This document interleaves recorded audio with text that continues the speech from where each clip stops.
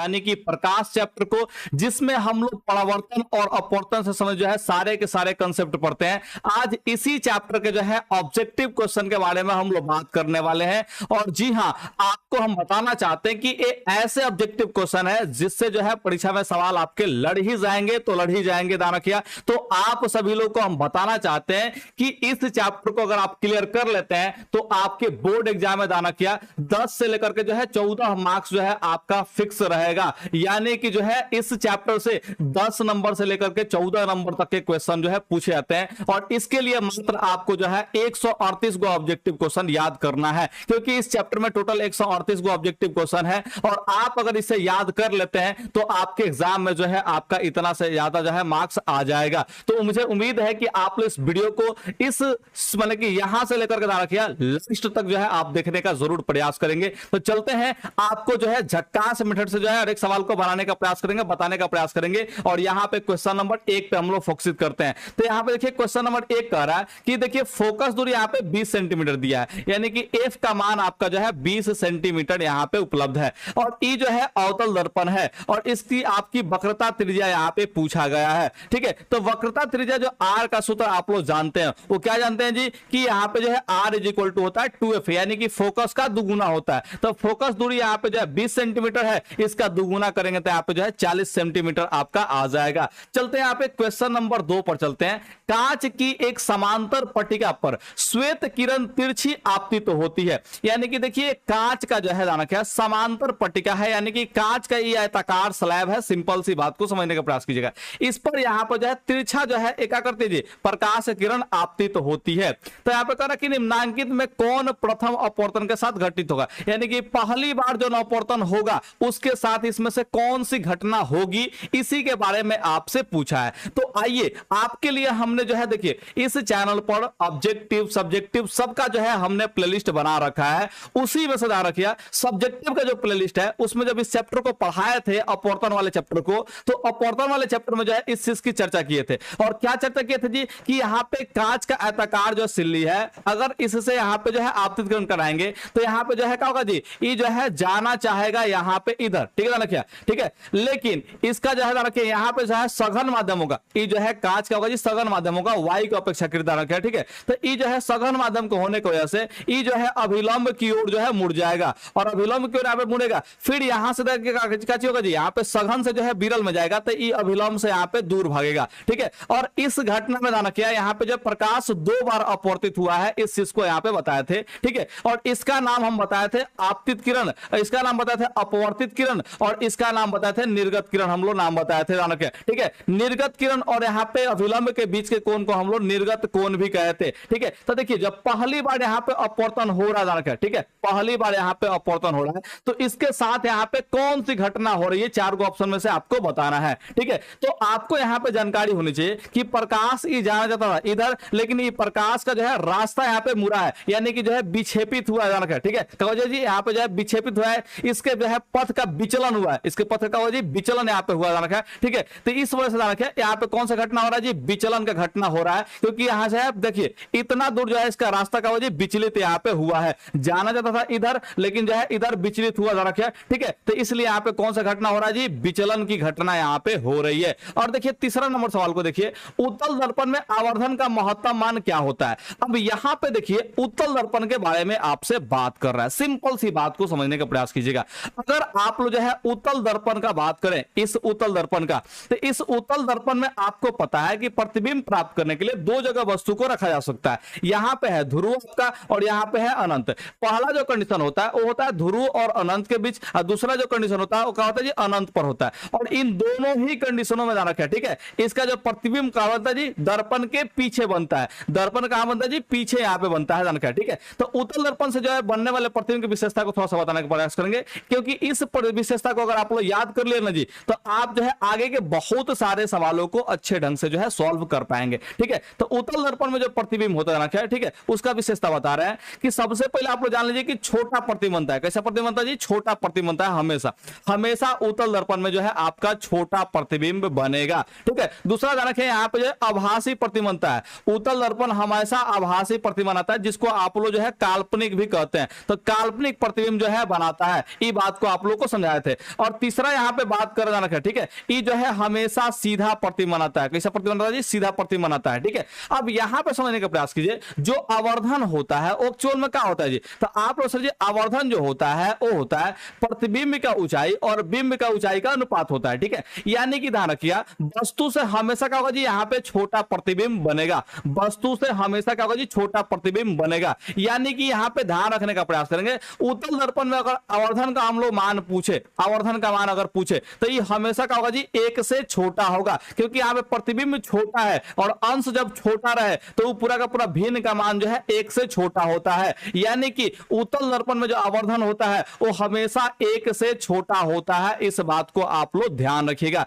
और यहां पे देखिए, उत्तल दर्पण में आवर्धन का महत्तम मान आपसे पूछा है। अब एग्जैक्टली तो इसमें भी मान वो दिया नहीं है, लेकिन आप यहां से ऑप्शन से रिटायर कर सकते हैं, ऑप्शन को ध्यान रखिए, ठीक है, और एक सही ऑप्शन को जो है चुन सकते हैं, क्योंकि आपने यहां से पता कर लिया कि अगर प्रतिबिंब छोटा बनेगा इसका मतलब जो है आवर्धन का मान एक से छोटा होगा। और एक से छोटा आवर्धन मान जो है दो होता नहीं है, एक तो एक के बराबर होता है, एक से छोटा थोड़ी ना है जी। अनंत भी ध्यान रखें, एक से बड़ा ही होता है, ठीक है। तो यहाँ पे एक से छोटा जो है एक ही विकल्प बन जाता है, 1/2, तो इसीलिए हम लोग इस ऑप्शन को टिक आउट कर लेंगे। लेकिन ध्यान रखें, इसका महत्तम मान ए नहीं है, इसका ए महत्तम मान नहीं है, इस बात को आप लोग ध्यान रखिएगा। तो देखिए बबुआ, आपको हमने 3 क्वेश्चन बता दिया, तो क्या आपको जो है मेरे से पढ़ करके मजा आ रहा है? अगर मजा आ रहा है ना जी, तो नीचे आप जो है कमेंट बॉक्स में एक वादा करें कि सर इस वीडियो को लास्ट तक देखेंगे। एक बार जो है कमेंट करके जो है वादा कीजिए मेरे से। अगर आप जो है वादा करेंगे तो हम जानेंगे कि आप जो है लास्ट तक इस वीडियो को देखें। तो लिखिए यहाँ पे कमेंट में, सर इस वीडियो को लास्ट तक देखेंगे। कहां तक देखें जी? लास्ट तक देखेंगे। ऐसे जो है आप लोग कमेंट कर दीजिए फटाफट, ठीक है, फटाफट आप लोग जो है कमेंट कर दीजिए। और आपको हम बताना चाहते हैं कि ऐसे ही फिजिक्स हो या फिर कोई भी होता रखे, ठीक है, कोई भी सब्जेक्ट हो, अगर आपका जो है उसको ऑब्जेक्टिव पढ़ना हो या फिर सब्जेक्टिव पढ़ना हो, तो आपको हमेशा इस चैनल के प्लेलिस्ट में जाकर के पढ़ना चाहिए, क्योंकि आपको चैप्टर वाइज ऑब्जेक्टिव हो या फिर सब्जेक्टिव हो, सारे चीज वहां पे आपको मिल जाएंगे, ठीक है। फिजिक्स के ऑल चैप्टर का जो है मेरे पास पीडीएफ भी उपलब्ध है, मैथ के ऑल चैप्टर का जो है पीडीएफ मेरे पास उपलब्ध है। आप अगर व्हाट्सअप करते हैं तो क्या करेंगे जी? आपको जो है भेज देंगे। लेकिन अगर डायरेक्टली व्हाट्सअप करेंगे तो आपको जो है कुछ रुपया देना पड़ सकता है। लेकिन अगर इस वीडियो को शुरू से लेकर के लास्ट तक देखते हैं तो आपको एक इस वीडियो में जो है कोड मिलेगा, उस कोड को अगर व्हाट्सएप पे बताएंगे तो आपको इस वीडियो का जो है पीडीएफ क्या करेंगे जी? फ्री ऑफ कॉस्ट जो है भेज देंगे। और नीचे आप जो है टेलीग्राम चैनल को ज्वाइन कर सकते हैं। जितना भी फ्री में वीडियो फ्री में पीडीएफ देखना होता है, ठीक है, वो सारे के सारे जो है पीडीएफ कहां मिल जाएंगे? आपको टेलीग्राम पे मिल जाएंगे या फिर मेरे एप्लीकेशन पे भी मिल जाएंगे। और एप्लीकेशन को भी आप लोग डाउनलोड कर सकते हैं। अगर उसे डाउनलोड करने में कोई भी समस्या आती है तो आपको इसी नंबर पे जो है व्हाट्सएप करना है, ध्यान रखें, ठीक है।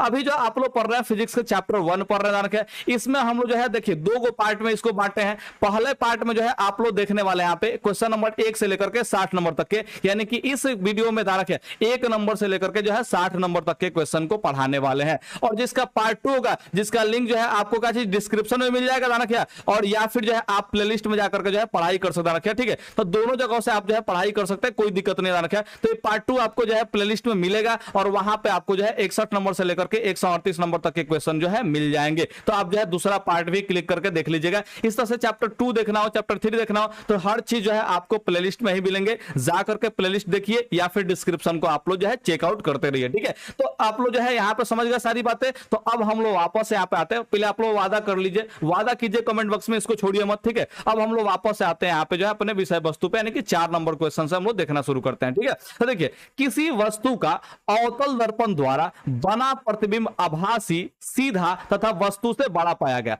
अब देखिए यहाँ पे जो है दर्पण आपका अवतल दर्पण है। कौन सा दर्पण है जी? अवतल दर्पण है।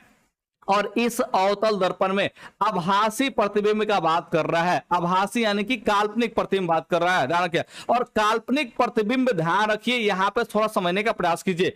कोई भी अवतल दर्पण अगर आपके पास उपस्थित है, ठीक है, और इसका कह रहा है कि आभासी प्रतिबिंब बना रहे हैं। कौन सा प्रतिबिंब बना रहा है जी? आभासी प्रतिबिंब अगर बना रहा है, ध्यान रखिए, ठीक है। यहां पे आपका हो गया फोकस, यहां पे आपका हो गया ध्रुव, और यहां पे ध्यान रखिए सेंटर हो गया, और यहां पे जो है आपका अनंत हो गया, मान लेते हैं, ठीक है। तो अगर जो है आभासी प्रतिबिंब बनना है, यानी कि दर्पण के पीछे प्रतिबिंब बन रहा है, ठीक है। और अवतल दर्पण में दर्पण के पीछे एक ही कंडीशन में जो है प्रतिबिंब बनती है। वो कौन सा कंडीशन है जी? जब हम लोग वस्तु को दर्पण और यहाँ पे फोकस के बीच रखते हैं या फिर ध्रुव और फोकस के बीच में रखते हैं। कभी कभी आपको ऑप्शन में देगा दर्पण और फोकस के बीच, कभी कभी आपको ऑप्शन में देगा ध्रुव और फोकस के बीच। हाई वाला जो बिंदु है ना, यहाँ पे वाला बिंदु, इसको हम लोग ध्रुव बोलते हैं, ठीक है। तो ध्रुव और फोकस के बीच किसी वस्तु को रखते हैं, ठीक है, तो इसका प्रतिबिंब जो है दर्पण के पीछे बनेगा, ध्यान रखिए। और यहाँ पे जो है बड़ा प्रतिबिंब बनता है, सीधा प्रतिबिंब बनता है, ठीक है। तो यहाँ पे ध्यान रखिएगा, अवतल दर्पण में अगर बात करें तो इस जो है बहुत इंपॉर्टेंट कंडीशन है, ध्यान रखिए, बहुत इंपॉर्टेंट कंडीशन है। अगर जो है वस्तु कहां हो जी? वस्तु ध्यान रखिएगा, अगर जो है ध्रुव और फोकस के बीच में, ध्यान रखिए, ठीक है, किसके बीच हो जी? ध्रुव और फोकस के बीच यहाँ पे उपस्थित हो। थोड़ा समझने का प्रयास करेंगे। यहाँ पे जो है फोकस से ध्रुव के बीच में अगर उपस्थित हो रहा है, ठीक है, तो इस स्थिति में जो प्रतिबिंब बनेगा, क्या बनेगा जी? जो प्रतिबिंब बनेगा,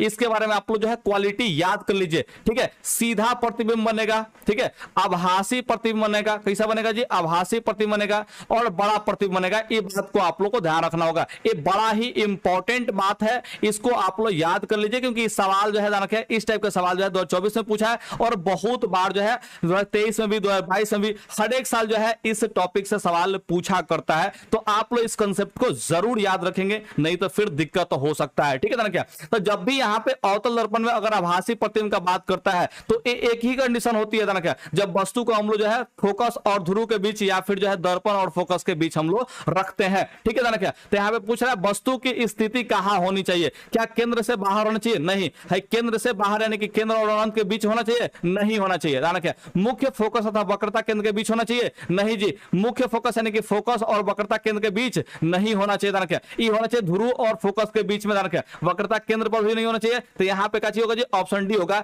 दर्पण के ध्रुव और यहाँ पे मुख्य फोकस के बीच। तो ई वाला जो है आप लोग ऑप्शन को बिल्कुल सही तरीके से याद रखिएगा, और ए वाला कंडीशन को आप लोग बहुत ही अच्छे ढंग से याद रखिएगा। उम्मीद करते हैं कि आप इस बात को समझ गए हैं। अब थोड़ा समझने का प्रयास करेंगे 5वां नंबर क्वेश्चन को। फोकस दूरी यहाँ पे देखिए 10 सेंटीमीटर के अवतल दर्पण द्वारा उत्पन्न आवर्धन धनात्मक होगा। यहाँ पे जो है धनात्मक आवर्धन उत्पन्न करना है। धनात्मक आवर्धन कब उत्पन्न होगा जी? ध्यान रखिए, जब, ध्यान रखिएगा, प्रतिबिंब जो है सीधा बनेगा। कैसा बनेगा जी? प्रतिबिंब जो है सीधा बनेगा, क्योंकि आपको हमने जो है आवर्धन का सूत्र बताया। वो क्या बताया जी? एम का जो मान होता है वो होता है प्रतिबिंब का ऊंचाई या बटा में बिंब का ऊंचाई, ठीक है। अब प्रतिबिंब भी अगर प्लस में हो और बिंब भी प्लस में हो तभी क्या होगा जी? यहाँ पे जो है आवर्धन धनात्मक होगा। तो ध्यान रखिएगा, अगर एम का मान, ध्यान रखिएगा, अगर एम का मान जो है पॉजिटिव है तो आप जो है प्रतिबिंब के बारे में दो चीजें अंदाजा लगा सकते हैं। इस चीज को याद रख लीजिए, बहुत इंपॉर्टेंट कंसेप्ट बता रहे हैं। देखिए 2024 में ऐसे क्वेश्चन पूछ रहे हैं ना जी, जो कि काफी खतरनाक लेवल के, ध्यान रखिएगा, ठीक है। इसमें जो है कंफ्यूजन बहुत ज्यादा विद्यार्थी उत्पन्न करते हैं, लेकिन जो विद्यार्थी मेरे से यानी कि झक्कास सर से पढ़ते हैं उनमें कोई कंफ्यूजन नहीं होती है, वो सारी की सारी जो है कंसेप्ट के साथ पढ़ते हैं। तो इसलिए आप लोग जो है चीजें याद कर लीजिए। अगर आवर्धन का मान जो है पॉजिटिव रहेगा तो प्रतिबिंब, ध्यान रखिएगा, सीधा होगा। सबसे पहला चीज आप लोग ध्यान रखिएगा, प्रतिबिंब का होगा जी? सीधा होगा। अगर सीधा होगा, ध्यान रखिएगा, ठीक है, सीधा होगा तो प्रतिबिंब, ध्यान रखिएगा, आभासी होगा। आभासी यानी कि जो है काल्पनिक प्रतिबिंब होगा। ये दो को चीज है आप लोग याद रखिएगा, ठीक है, ध्यान रखिएगा। अब यहाँ पे देखिए, अगर आवर्धन का मान जो है निगेटिव होता है, अगर आवर्धन का मान निगेटिव होता है तो इससे जो है आप लोग दो चीजें याद कर सकते हैं। क्या चीज जी? प्रतिबिंब, ध्यान रखिएगा, यहाँ पे उल्टा बना हुआ है, ध्यान रखिएगा, और साथ में ध्यान रखिएगा क्या चीज जी? वास्तविक प्रतिबिंब है। कैसा प्रतिबिंब है जी? वास्तविक प्रतिबिंब है। इस चीज को आप लोग ध्यान रखिएगा। अब देखिए यहाँ पे जो है फोकस दूरी आपका 10 सेंटीमीटर दिया है, और ई है अवतल दर्पण, और इसमें आवर्धन धनात्मक दे रहा है, और आवर्धन धनात्मक देने का मतलब जो है प्रतिबिंब सीधा बना है। सीधा बना है मतलब कि आभासी प्रतिबिंब होगा। तो आपको हमने बताया कि अभी क्या बताया जी? आपको हमने अभी यही चीज बताया कि अवतल दर्पण में आभासी प्रतिबिंब अगर कहा है, कौन सा प्रतिबिंब जी? आभासी प्रतिबिंब। देखिए यहाँ पे घुमा फिरा के पूछा है आवर्धन धनात्मक कहा है,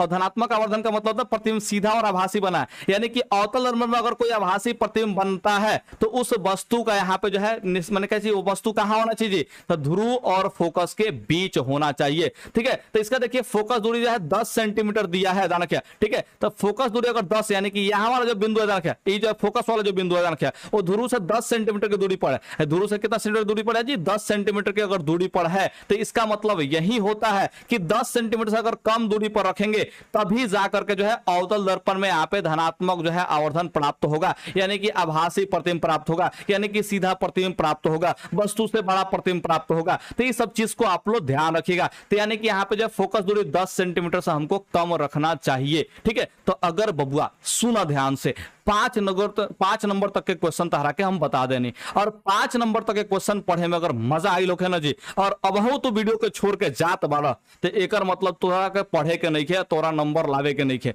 यानी कि अगर तू पढ़े वाला विद्यार्थी बाड़ा तो इस वीडियो के लास्ट तक ले जरूर देखिए, और ई जो कमेंट में वादा कैला हनु तना के तोड़े के नहीं खे, कैसे कि हम बहुत ही बेस्ट तरीका से पढ़ावे के प्रयास करें, टाइम लेम, लेकिन हर एक कंसेप्ट के समझा के छोड़ेम, तोहरा दिमाग में एकदम घुसा के छोड़ेम। यानी कि तू अगर हमरा से पढ़ लेत बाड़ा तो तहार नंबर एकदम बढ़िया से बढ़िया आवे के प्रयास रही। और ऐसे ही हर एक सब्जेक्ट अगर पढ़े के बाद तो प्लेलिस्ट के चेकआउट करत रहिए, एको को जो है क्वेश्चन के छोड़िए मत, हर एक प्लेलिस्ट के जो है वीडियो तू लोग देखत रहिए लो, हर एक चैप्टर का आप लोगों को जो है वीडियो वहां पे मिल जाएगा। यहां पे देखने का प्रयास करते हैं 6 नंबर सवाल को। देखिए, फोकस से ध्रुव की ओर आने पर अवतल दर्पण में आवर्धन का मान क्या होता है जी? तो आप इसको ध्यान रखिएगा, बढ़ता है। अब आपको थोड़ा सा समझने का प्रयास करते हैं। देखिए, ये अवतल दर्पण है, अवतल दर्पण में अभी आपको हमने एक कंसेप्ट बताया कि अगर वस्तु को ध्रुव और का जी फोकस के बीच रखते हैं, ध्रुव और फोकस के बीच में अगर वस्तु को रखते हैं, ठीक है ना क्या, तो इसका मतलब यही होता है कि जो आवर्धन होगा, आवर्धन जो होगा वो यहां पे जो है प्लस में आएगा। क्या आएगा जी? प्लस में आएगा। और इसमें हमने बताया जी कि अगर अवतल दर्पण में आवर्धन प्लस में है, अगर अवतल दर्पण में आवर्धन प्लस में है, तो इसका मतलब यहां पे यही होता है कि वस्तु जो है, वस्तु से बड़ा जो है प्रतिबिंब बना है, ठीक है। लेकिन बड़ा कब और कितना बनेगा इसके बारे में थोड़ा समझने का प्रयास करते हैं। अब आपको यहां पे पता चल गया था क्या, ठीक है, कि आवर्धन का मान जो है आपको आवर्धन का मान यहां पे बताना है। जब वस्तु कहां रखे जी? फोकस और ध्रुव के बीच में रखे हैं, ठीक है। अब देखिए, फोकस और ध्रुव के बीच में अगर रखते हैं, फोकस और ध्रुव के बीच में रखते हैं तो वस्तु यहां पे देखिए, अगर हम लोग यहां पे वस्तु को रखें, ठीक है, और एक जो है कोई व्यक्ति यहां पे वस्तु को रख रहा है, ठीक है, तो दोनों जगह ध्यान रखिएगा जी, प्रतिबिंब यहां पे पीछे बनेगा, आपको पता है। दोनों ही स्थितियों में प्रतिबिंब कहां बनेगा? दर्पण के पीछे बनेगा, क्योंकि दोनों ही स्थितियां कहां है जी? ध्रुव और फोकस के बीच में है। लेकिन आपसे हम एक सवाल यहां पे अगर पूछना चाहें, ठीक है, तो 1 नंबर वाला जो वस्तु है या फिर जो है 2 नंबर वाला वस्तु है, ये दोनों वस्तु में से किसका प्रतिबिंब ज्यादा लंबा होगा, यानी कि ज्यादा बड़ा होगा? तो आप लोग इसका ध्यान रखिएगा, 2 नंबर वाला का प्रतिबिंब क्या होगा जी? बड़ा होगा, इस बात को ध्यान रखिएगा। और 1 नंबर वाला का प्रतिबिंब क्या होगा जी? इसके कंपेयर में जो है छोटा होगा, इसके कंपेयर में क्या होगा जी? यहाँ पे छोटा होगा, बड़ा से कंपेयर में क्या चीज ये छोटा होगा, ध्यान रखिए।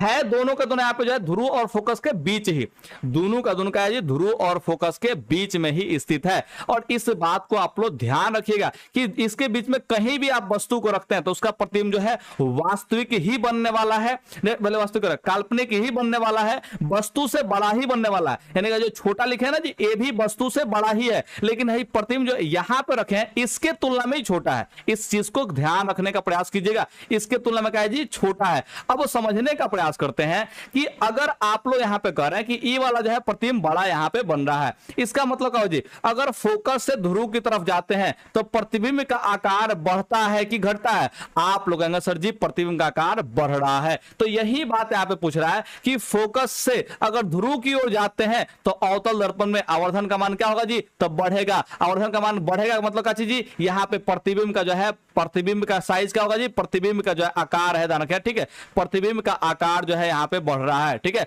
आकार का होगा जी यहाँ पे बढ़ेगा, प्रतिबिंब का आकार का होगा जी? बढ़ेगा। अगर प्रतिबिंब का आकार बढ़ता है तो इसका मतलब जो है क्या होगा जी? यहाँ पे आवर्धन का मान भी बढ़ेगा, ठीक है।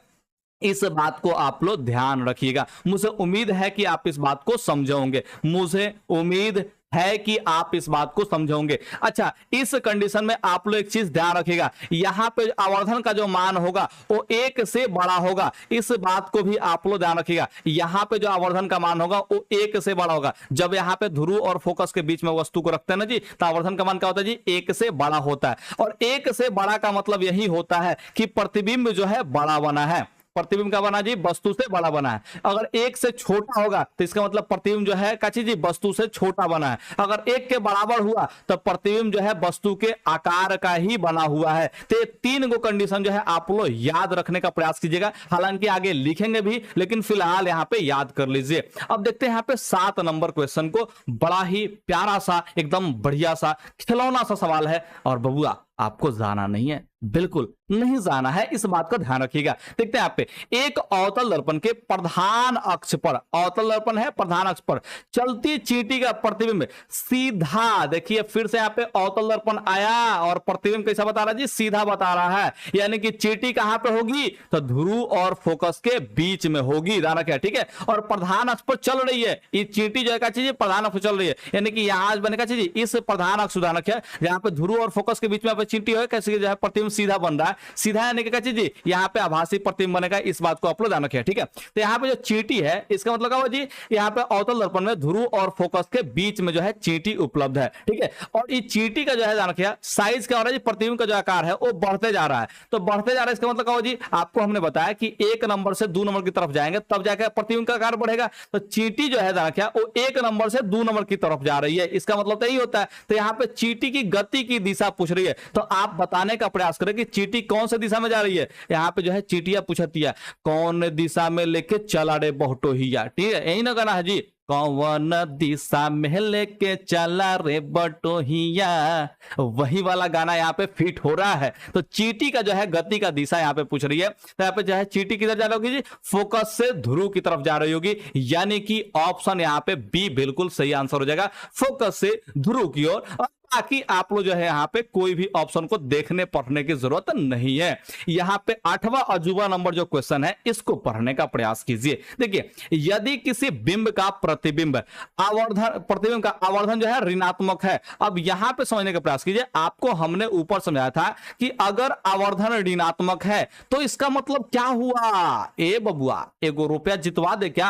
आप अगर ईमानदारी से कमेंट करते हैं ना जी, ईमानदारी से कमेंट करते हैं कि सर जी हमको याद है अगर निगेटिव आवर्धन होता है, ठीक है, तो ये चीजें होती है। अगर आप ईमानदारी से कमेंट करते हैं तो आपको हम 1 रुपया का इनाम देने वाले हैं। और ऐसे ही जो है बहुत सारे इनाम का राशि अगर आपको जीतना है तो इस वीडियो में बने रहें, आपको बहुत सारे क्वेश्चन पूछेंगे जिससे आप 1 टकिया जीतते रहेंगे और हो सकता है कि आप जो है 50-60 रुपए तक ले जीत जाएं। तो इस बात का ध्यान रखेंगे। 1 रुपया का जो है सवाल आपके पास है, कमेंट में जरूर बताने का प्रयास करें, ठीक है। क्या कमेंट करेंगे जी कि यहाँ पे जो है अगर आवर्धन ऋणात्मक है तो इसका मतलब क्या होता है। तो इसका मतलब यही होता है कि जो प्रतिबिंब है, इसका मतलब क्या होता है जी, प्रतिबिंब जो रखा है, ठीक है, वो प्रतिबिंब कैसा होगा जी। तो यहाँ पे देखिए आवर्धन अगर ऋणात्मक है तो प्रतिबिंब यहाँ पे जो है उल्टा होगा और साथ में जो है वास्तविक होगा। उल्टा और क्या होगा जी, वास्तविक होगा, ध्यान रखिए। ये 2 बातें आप लोग को याद रखना पड़ेगा, यानी कि वास्तविक और उल्टा या फिर उल्टा और वास्तविक यहाँ पे होगा। तो प्रतिबिंब का प्रकृति ही यहाँ पे पूछा है। तो आइए ना बाबा 8 नंबर का यहाँ पे जो है आंसर हम लोग टिक आउट करते हैं, वास्तविक और उल्टा। क्या आप लोग इस बात को समझे। अब देखिए यहाँ पे 9 नंबर जो सवाल कर रहा है कि यदि अवतल दर्पण का निचला आधा भाग टूट जाए, ये तो तारा लोग के बात करता हो, तुम ही लोग दर्पण के तुरंत रहे लो कहल कि तेरे प्यार में हम दर्पण का शीशा वाला तोड़ देंगे, मतलब दर्पण तोड़ देंगे, ऐसा ही ना कहते हैं जी आप लोग। ये वाला काम मत कीजिएगा क्योंकि सवाल भी इस पे पूछ दे रहा है। तो अगर आप लोग जो काम करते हैं ना जी उस पे भी सवाल पूछने लगे तो फिर आपको ज्यादा पढ़ना पड़ जाएगा। तो प्लीज बबुआ ये सब काम करना बंद कर दो, पढ़ाई पे फोकसित रहो, ठीक है। यदि अवतल दर्पण का जो है निचला आधा भाग जो है अगर टूट जाता है तो प्रतिबिंब ध्यान रखिए कम तीव्र बनेगा, यानी कि धुंधला प्रतिबिंब बनेगा। अब कैसे बनेगा समझने का प्रयास करते हैं।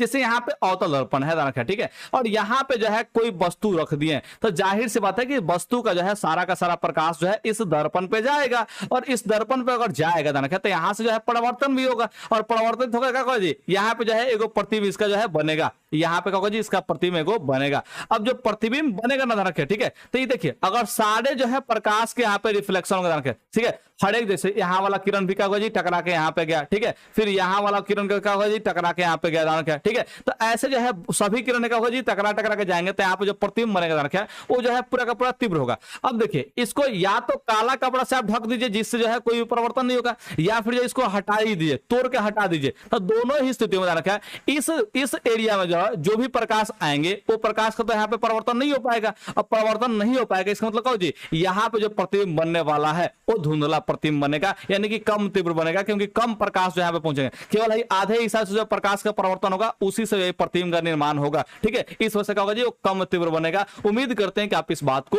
समझ गए हैं। और यहाँ पे देखने का प्रयास करें 10 नंबर जो सवाल है, ध्यान रखिए 10 नंबर सवाल क्या करें जी, वायु का निरपेक्ष अपवर्तनांक वास्तव में कितना होता है जी, तो ध्यान रखिएगा वास्तव में 1 से ज्यादा होता है। वास्तव में क्या होता है जी, यहाँ पे 1 से ज्यादा होता है, इस बात को आप लोग ध्यान रखिएगा। क्योंकि वायु और निर्वात में अगर कंपेयर करें, ठीक है, तो निर्वात के अपेक्षाकृत तो वायु जो है सघन होता है। इसमें कंसेप्ट में याद रखिएगा, निर्वात के अपेक्षा ठीक है ना क्या, ठीक है, यानी कि इसके तुलना में, निर्वात के तुलना में ना क्या, ठीक है, अपेक्षा यहाँ पे क्या होगा जी, वायु जो है ज्यादा सघन है।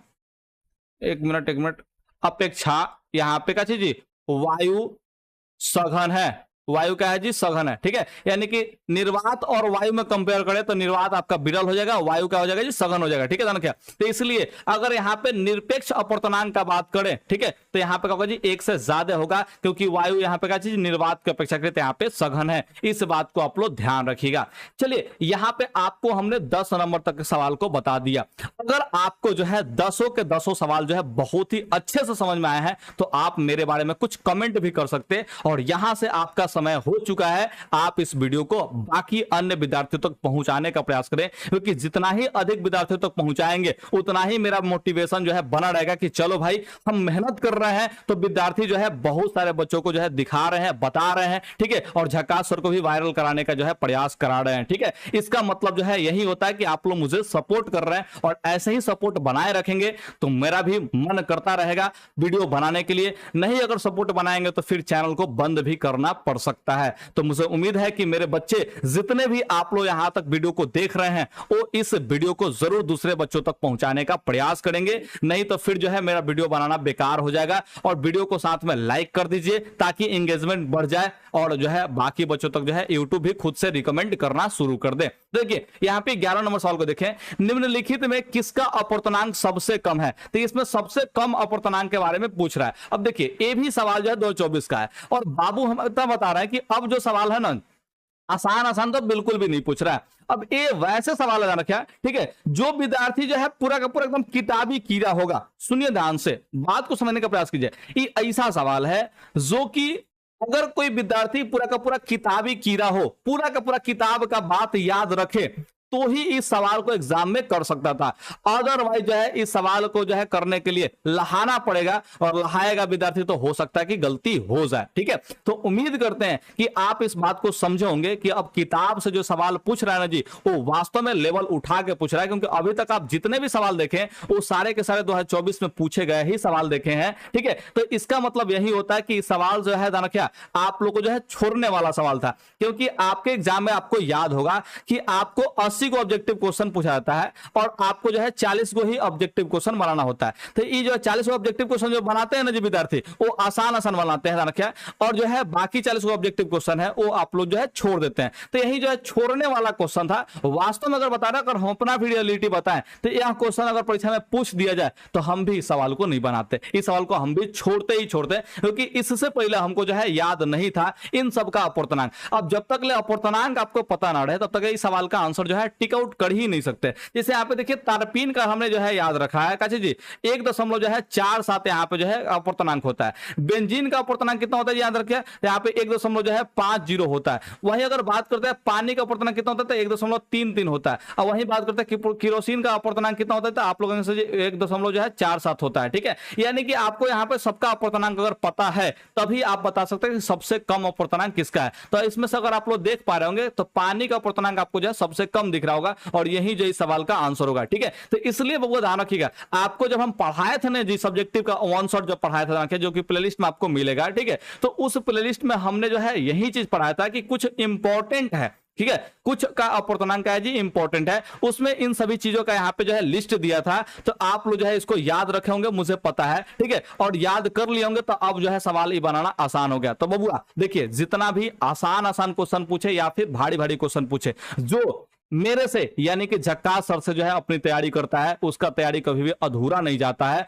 और वो बिहार बोर्ड में अच्छा मार्क्स लाता है। और चाहे तो आप मेरे विद्यार्थियों का जो है इंटरव्यू भी देख सकते हैं, उसका भी एक अलग से प्लेलिस्ट बना हुआ है। और अगर आप लोग भी अगर पढ़ेंगे ऐसा ही, ठीक है, तो आप लोग का भी ईमानदारी से क्या होगा जी, इंटरव्यू होगा। ठीक है, ईमानदारी से इंटरव्यू इसलिए बोल रहे हैं क्योंकि बहुत बार जो है मेरे साथ ऐसा होता है कि पैसे के चक्कर में जाना क्या, बड़े बड़े चैनल से जो है उनको ऑफर आ जाते हैं, जब ना मार्क्स आता है ना जी, ठीक है, तो पहले मार्क्स के लिए जो है मेरे पास मैसेज करेंगे, सर जी आपके पढ़ाने की वजह से जो है क्या हुआ जी, मेरा जो है 470 नंबर आ गया। ठीक है, कोई मैसेज करेगा सर जी 466 आ गया, कोई मैसेज करेगा सर 484 आ गया। लेकिन फिर जो है मान चलता है जी कोई बड़ा चैनल वाला जो किया जी, उसको पैसा ऑफर किया, लाख रुपया, 1.5 लाख रुपया, 5-5 लाख रुपए तक ले ऑफर कर दिया। ठीक है, तो विद्यार्थी जो है मेरे को इंटरव्यू देने से बच जाते हैं और उस चैनल के पास जो है चले जाते हैं पैसे के लालच में। तो अगर आप लोग ईमानदार रहे, मेरे को सपोर्ट करने वाले विद्यार्थी रहे, यानी कि असली जो मैंने कहा जी असली जो कंटेंट जो है प्रमोट करने के प्रयास में रहे, ठीक है, तो आपका इंटरव्यू हम जरूर लेंगे, क्योंकि हम आपको एक भी रुपया नहीं देने वाले। हाँ, गिफ्ट दे सकते हैं, लेकिन हम आपको एक भी रुपया कैश देने वाले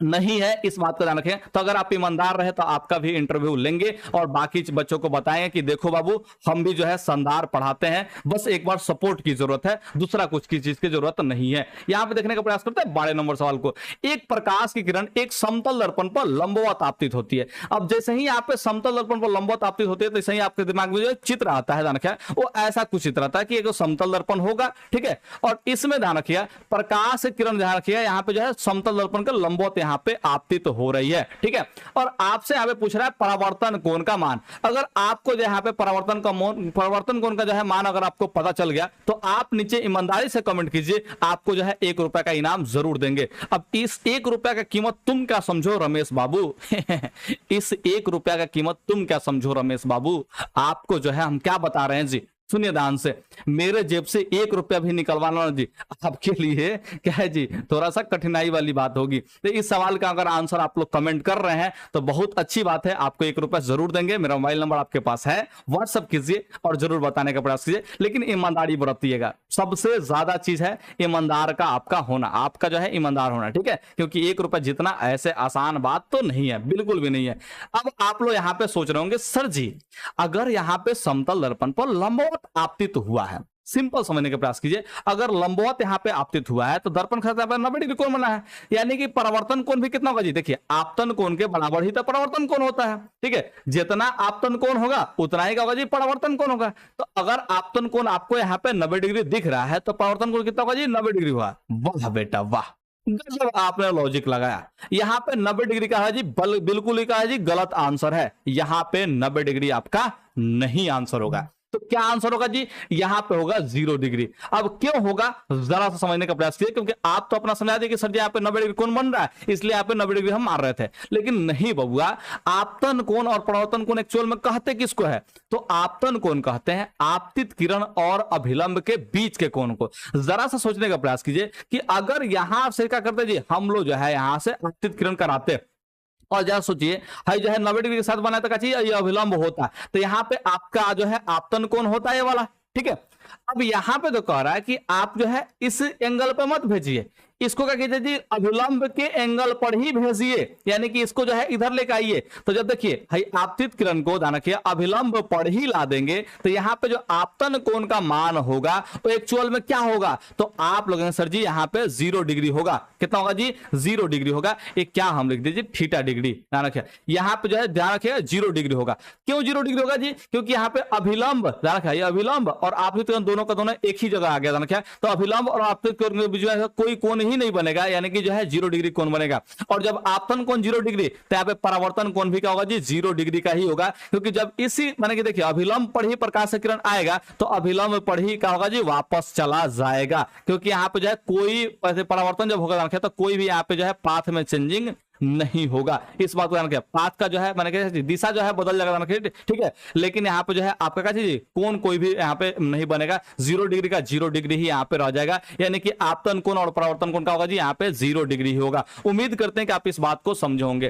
13 नंबर सवाल देखिए, अवतल लेंस द्वारा प्राप्त प्रतिबिंब होता है, तो अवतल लेंस जो है प्रतिबिंब कैसा बनाता है, तो आप लोग ध्यान रखिएगा ये अवतल लेंस जो है ठीक ठीक उत्तल लेंस के जैसा ही प्रतिबिंब बनाता है।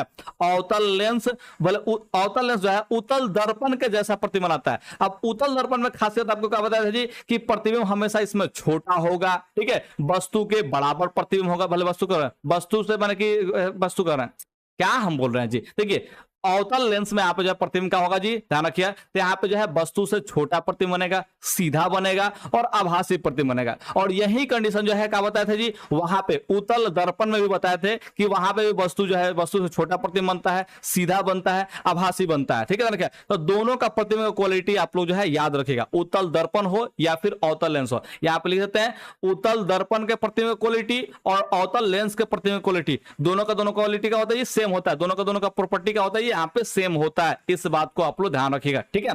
अब यहाँ पे समझने का प्रयास करते हैं, ठीक है। कैसे जी, अवतल लेंस द्वारा प्राप्त प्रतिबिंब क्या होता है, देखिए छोटा भी बनाता है, सीधा भी बनाता है और आभासी बनाता है। यानी कि आपको क्या करना है जी, यहाँ पे इनमें से सभी जो है आंसर को टिक आउट करना है। तो 13 नंबर का यहाँ पे ऑप्शन हो गया कितना जी, डी हो गया। अब जरा समझने का प्रयास करते हैं, यहाँ पे 14 नंबर कह रहा है कि वायु में अभिसारी लेंस है। अब देखिए इससे भुलवाने का काम किया, दूसरा कुछ नहीं किया है, ठीक है। अगर अभिसारी लेंस की हम लोग चर्चा करते भी हैं तो हम लोग सवाल जो है बनाते हैं, तो वायु में ही तो अभिसारी लेंस को रखते हैं। अभिसारी लेंस को हम किसको कहते हैं जी, उत्तल लेंस को कहते हैं। ये बात को आप लोग भूलिएगा मत, उत्तल लेंस को ही हम लोग अभिसारी लेंस कहते हैं, ठीक है ना क्या, ठीक है। तो देखिए अभिसारी लेंस हम लोग कहते हैं उत्तल लेंस को। तो सबसे पहले तो अवतल लेंस को हटाइए, समतलावतल लेंस को हटाइए, एक जगह बताया कैसे जी, उत्तल लेंस, ध्यान रखिए, ठीक है। अब ये उत्तल लेंस का होगा जी, कांच का ही तो बना होगा, तो यहाँ पे ऑप्शन जो है सी आप लोग टिक आउट कीजिए, क्योंकि अभिसारी लेंस का बात करें तो कांच का उत्तल लेंस हो जाएगा। तो 14 का जो है आप लोग ऑप्शन सी लगाइए, काम खत्म, इसको कुछ समझने की जरूरत है ही नहीं, ठीक है।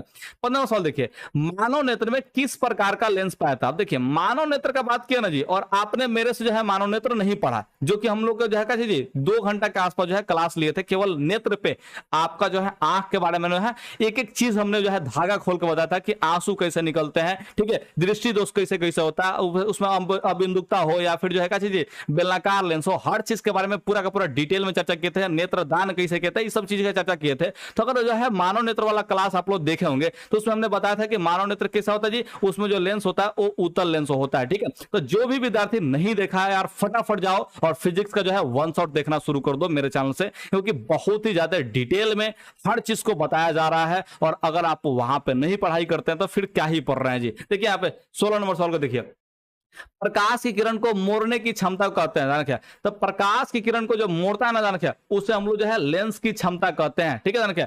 प्रकाश की किरण को मोड़ने की जिसमें क्षमता होती है वो क्या होता है जी, लेंस की क्षमता होता है। समंजन क्षमता तो आंखों में होता है, लेंस में नहीं होता है, जान क्या। और क्षमता का व्युत्क्रम कौन सी होता है जी, हटाओ इसको, व्युत्क्रम तो हम लोग पढ़वे नहीं किए हैं, जान क्या, ठीक है। फोकस दूरी का भले व्युत्क्रम पढ़े, लेकिन लेंस की क्षमता का व्युत्क्रम तो कभी नहीं पढ़े हैं, ठीक है, जान क्या, ठीक है। तो यहाँ पे 16 का ऑप्शन जो है क्या हो जाएगा जी, ए हो जाएगा, क्योंकि लेंस को मोड़ने की क्षमता क्या होगा जी, आप जो है लेंस की क्षमता का लाएगा। अच्छा, लेंस की क्षमता का एक और डिफिनेशन होता है, अगर कोई विद्यार्थी जो है लेंस की क्षमता का जो है डिफिनेशन एक और जो होता है उसको कमेंट कर दिया तो उसको 1 रुपए का वापस इनाम, यानी कि 3 रुपए अभी तक जो है आपको इनाम देने का जो है मौका है, ठीक है। 3 रुपए आप जो है अभी तक जीत सकते हैं और आगे भी आप लोग जीतेंगे, बस आप लोग जो है कमेंट करने का प्रयास करें। देखते हैं कौन कौन विद्यार्थी जो है कमेंट कर पाता है। नहीं कमेंट करेंगे तो पार्ट 2 में जो है हम जरूर बताने का प्रयास करेंगे। देखिए, जल की एक गोलीय बूंद में व्यास के अनुदिश आपतित प्रकाश की किरण कितनी बार अपवर्तन होगा।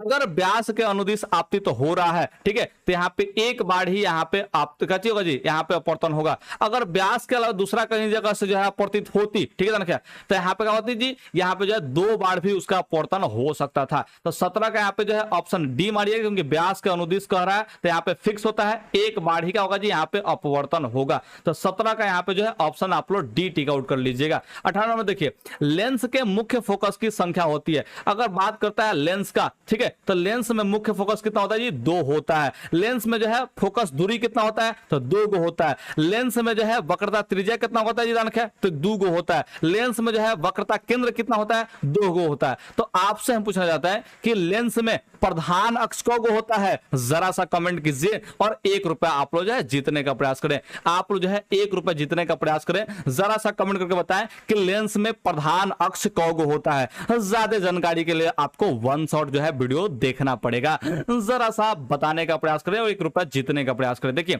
समतल दर्पण द्वारा बना प्रतिबिंब होता है। अब समतल दर्पण ध्यान रखिए, समतल दर्पण का प्रतिबिंब का विशेषता समझने का प्रयास करते हैं। तो समतल दर्पण जो प्रतिबिंब बनाता है ना जी, वो हमेशा जो है सीधा प्रतिबिंब बनाता है, ठीक है।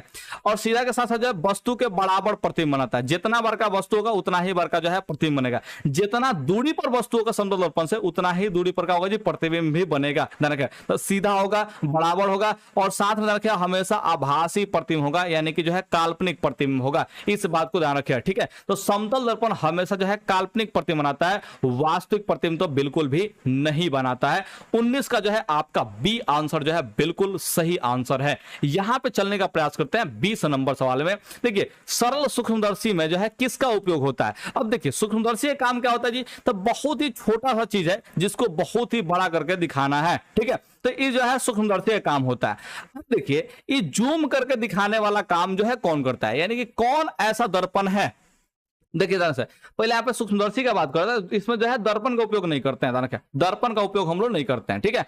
तो समझने का प्रयास कीजिए, ऐसा कौन सा लेंस है, ऐसा कौन सा लेंस है जो कहने का करता है, प्रतिबिंब जो है बड़ा करके बनाता है, सीधा बनाता है। तो आप लोग कहेंगे सर जी वो तो है उत्तल लेंस। कौन सा लेंस है जी, उत्तल लेंस है, जो कि जब वस्तु को रखते हैं चीज फोकस और ध्रुव के बीच में रखते हैं, तो उस समय वस्तु का जो प्रतिबिंब है वो सीधा बनता है और वस्तु से बड़ा बनता है। यानी कि जूम करने वाला जो काम करता है वो कौन सा लेंस करता है जी, उत्तल लेंस करता है। और यही कारण है कि सूक्ष्मदर्शी में हम लोग कौन सा लेंस का प्रयोग करते हैं जी, यहाँ पे उत्तल लेंस का प्रयोग करते हैं। अब आप से यहां पे एक सवाल पूछ रहे हैं 1 रुपया का, ठीक है। तो बबुआ अगर एक टकिया जीते का हवे ना तो जरूर कमेंट करके बताइए, कैमरे में जो है कौन सा टाइप का लेंस प्रयोग होता है, ठीक है। क्या उसमें अवतल लेंस होता है या फिर जो है उत्तल लेंस होता है, जरा सा बताने का प्रयास करेंगे। क्योंकि दो चीज तो हमने आपको बताया, हम लोग के आंखों में जो लेंस होता है, नेत्र लेंस जिसको बोलते हैं, वो भी उत्तल होता है। सूक्ष्मदर्शी में जो प्रयोग होता है ध्यान रखिए, वो भी उत्तल लेंस होता है।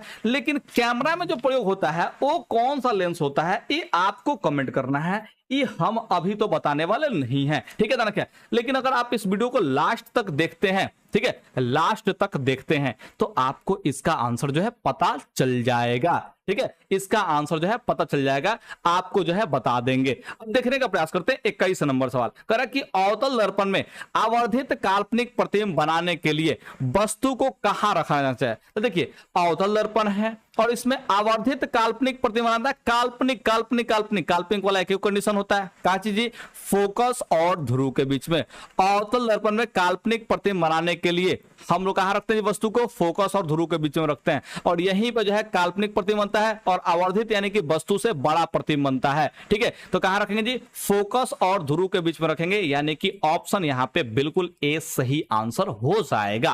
अब यहां पे देखने का प्रयास करेंगे 22 नंबर सवाल को। किस दर्पण की फोकस दूरी चिन्ह परिपाटी के अनुसार ऋणात्मक मानी जाती है। तो यहां पे बात अगर दर्पण का कहा है और यहाँ पे फोकस दूरी को निगेटिव कहा है, यानी कि जरूर जो है ध्रुव से बाएं तरफ जो है उसका फोकस बनता होगा, और ध्रुव से बाएं तरफ जो फोकस होता है वो अवतल दर्पण का ही तो होता है। याद तो कर लो बचवा, अवतल दर्पण का ही तो होता है। तो यहाँ पे अवतल दर्पण का फोकस दूरी का होगा जी ऋणात्मक होगा, ध्यान रखिए। इसका जो है छोटका एफ का होगा जी यहाँ पे जो है निगेटिव होगा, इस बात को ध्यान रखिएगा। उत्तल दर्पण का फोकस दूरी का होगा जी यहाँ पे ध्यान रखिए ये पॉजिटिव होगा, क्योंकि उत्तल दर्पण का फोकस दूरी ध्रुव के दाहिने तरफ बनता है, ठीक है। दाहिने तरफ की सभी दूरियां का होगा जी धनात्मक होगी, बाएं तरफ की सभी दूरियां ऋणात्मक होगी। चिन्ह परिपाटी यही कहता है, ठीक है। तो यहाँ पे 22 का जो है आप लोग ऑप्शन जो है बी टिक आउट कीजिएगा। अच्छा, हम आपसे यहाँ पे जो है समतल दर्पण का जो है आपसे फोकस दूरी पूछना चाहता है कि समतल दर्पण का फोकस कहाँ होता है और फोकस दूरी कितनी होती है, ठीक है। तो समतल दर्पण का जो है फोकस कहाँ होता है जान रखिए, ठीक है। तो इसके लिए आप लोग जो है 1 रुपया जीत सकते हैं अगर आपको जो है पता है तो, ठीक है जान रखिए। नीचे कमेंट जरूर कीजिए, ईमानदारी बरतिएगा। अगर आपको जो है नहीं पता था, ठीक है, और मेरे बताने के बाद कमेंट कर रहे हैं तो बबुआ आप गलत करेंगे। 1 रुपया मेरे से जीतने का प्रयास ना करें, ठीक है, ईमानदारी बरतें। तो हम आप बता रहे हैं समतल दर्पण का जो फोकस होता है वो अनंत पर होता है, इस चीज को ध्यान रखिए।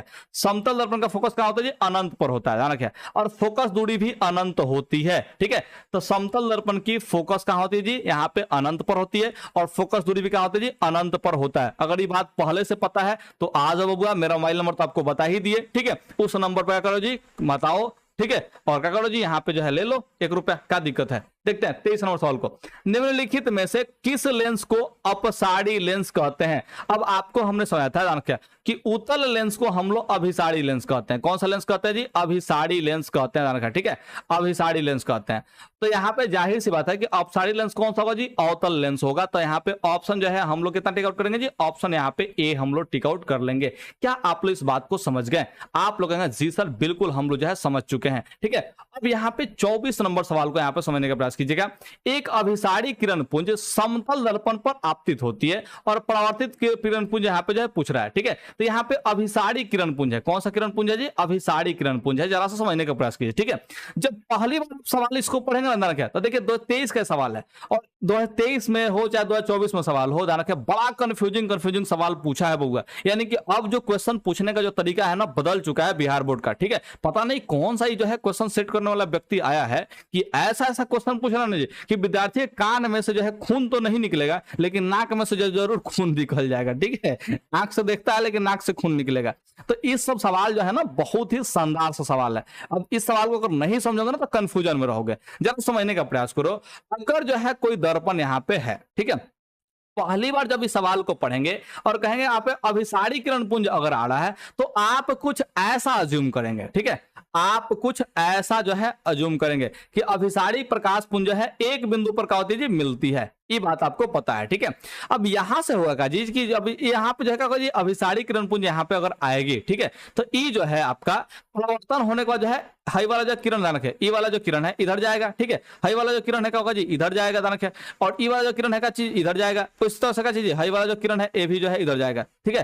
अब आप लोग यहाँ से देख रहे हैं जब परिवर्तन होता है क्या हो रहा है जी? सभी दिशाओं में जो यहाँ पे फैल जा रहा है, सभी दिशाओं में कर रहा है क्या चीज? यहाँ पे जो एक बिंदु से जो है फैलता हुआ आपको प्रतीत हो रहा है, यानी कि अपसरित हुआ प्रतीत हो रहा है, ठीक है। और आप जो है अगर ऐसा सोचते हैं तो आप जो है अपसारी जो है आप किरण पुंज मार के चले आएंगे, लेकिन बबुआ हो जाएगा यहीं पे गलती, ठीक है। सवाल जो पूछा है ना जी, सवाल जो पूछा है, ठीक है, उसके पूछने का जो इंटेंशन है कुछ अलग टाइप का है।